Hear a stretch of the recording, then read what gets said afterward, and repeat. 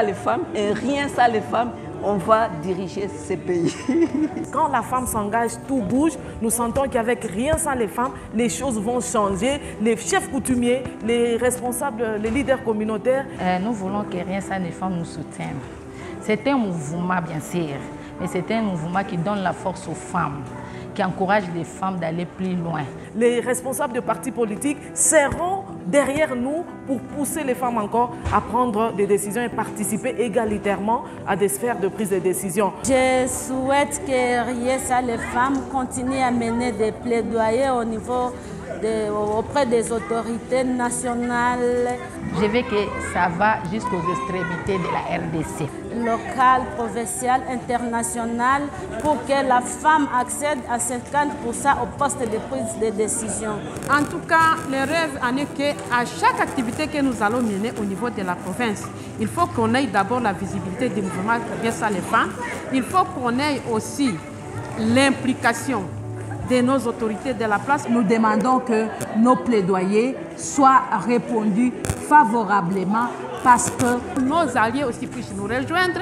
Nous aussi, les membres des mouvements Rien sans les femmes, soyons en synergie. Mon souhait le plus ardent est que Rien sans les femmes en tant que mouvement puisse toucher les 26 provinces, tous les territoires dans les 26 provinces, au plus fond, le village. Avec force, afin que nous puissions apporter la femme au sommet. Il n'y a pas de développement durable sans l'implication des femmes et des hommes.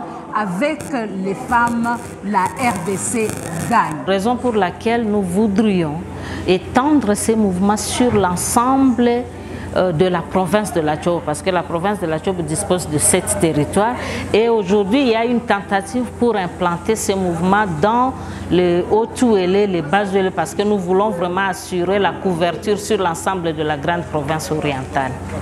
Mais aussi, c'est de voir ces mouvements avoir une spontanéité de tous les autres mouvements que nous voyons au niveau occidental, au niveau de l'Afrique de l'Ouest, où il s'agit d'une simple action qui touche la question de femmes et de la participation, et c'est toutes les femmes qui se soulèvent.